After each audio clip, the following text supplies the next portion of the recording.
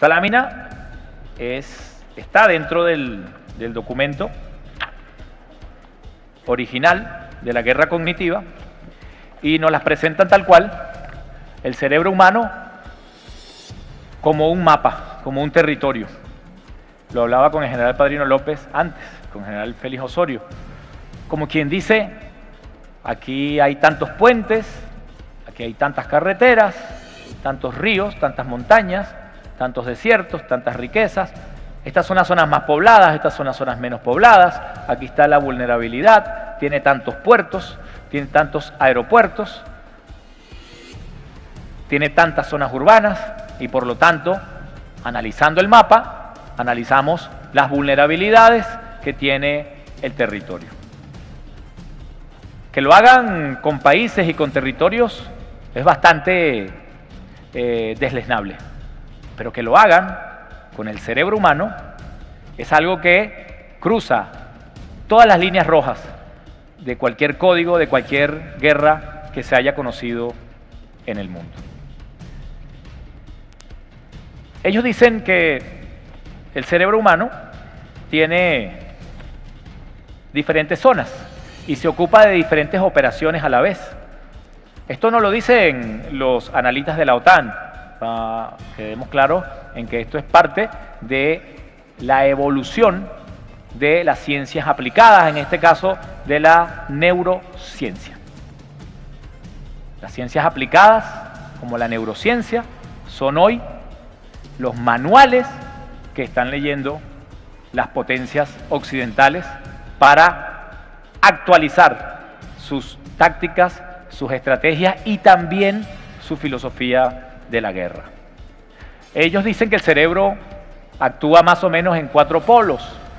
En un polo del cerebro, el cerebro clasifica toda la información bajo la pregunta: ¿qué debo recordar? ¿Qué vale la pena recordar de todo lo que he vivido? Si nosotros recordásemos el momento en el que nacimos, a lo mejor sería la vida existencial y la biografía de cada uno de nosotros y nosotras mucho más compleja de la que es ahora. Recordamos unos cuantos dolores, unos cuantos despechos, unos cuantos abandonos. Recordamos también momentos felices, pero no son demasiado. Si vemos bien, nuestro cerebro clasifica de una manera orgánica y de una manera productiva en función de sus múltiples operaciones motoras y psicológicas la información que vivimos diariamente. Yo espero que sus cerebros estén diciendo que esta clase vale la pena recordarla. Espero que no pase yo al lugar opuesto donde el cerebro reconoce esta información es una información insuficiente. Por lo tanto, es una información que se mantiene allí en el orden de lo desechable, en el orden de lo pendiente. Y el cerebro tiene también una priorización para la actuación. ¿Qué necesito recordar para actuar? ¿Qué necesito saber para actuar? Ustedes vienen a la universidad a saber, a conocer, a llenarse de experiencias intelectuales, pero estoy seguro que los 5 años que tengan acá a bien estudiar y compartir serán las cosas claves que su cerebro almacene para la actividad para la que ustedes se han formado. Si son ingenierías o si son artes directamente de la guerra, pues la información más importante, el cerebro tiene la capacidad de hacer una sinopsis para clasificarla. Pero el cerebro tiene también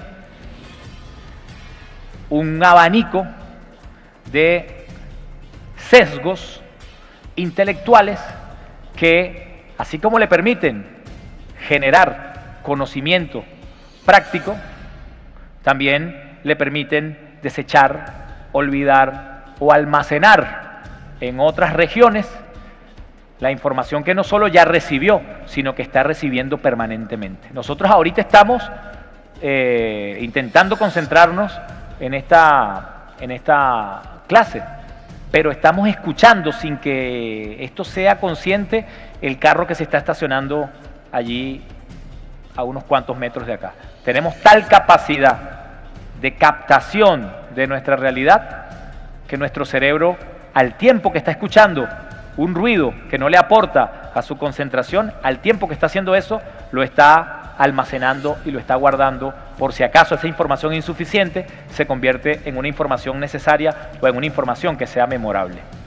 Vuelvo con la Ilíada, vuelvo con la guerra de Troya, porque hemos atesorado en nuestra memoria la guerra de Troya.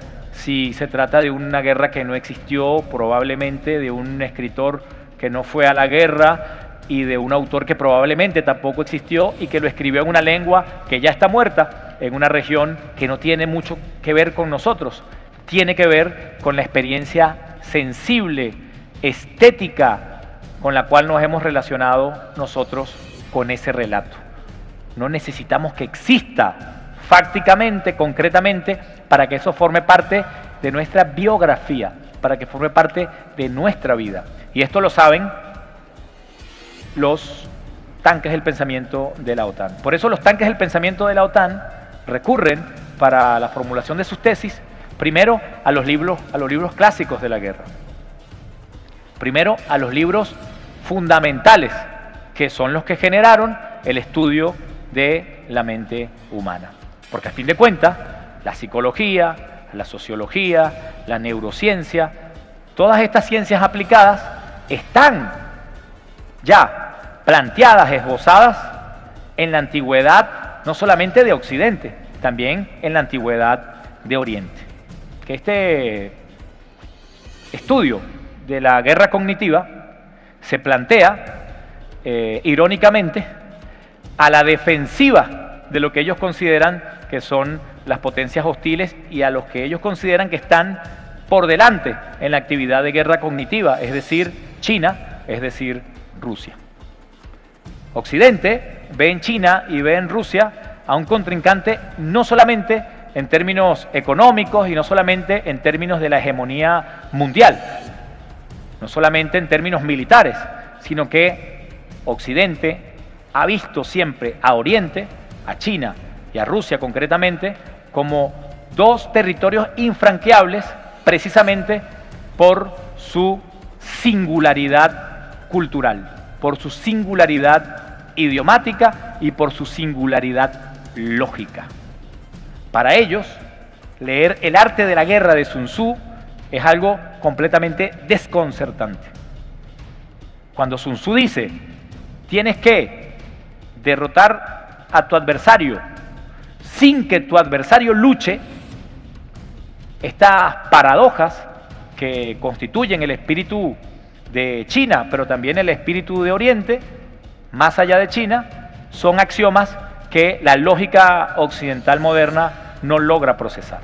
Y en consecuencia, ellos se plantean como gran adversario el libro de la guerra, El arte de la guerra de Sun Tzu, que tanto nosotros conocemos y hemos estudiado.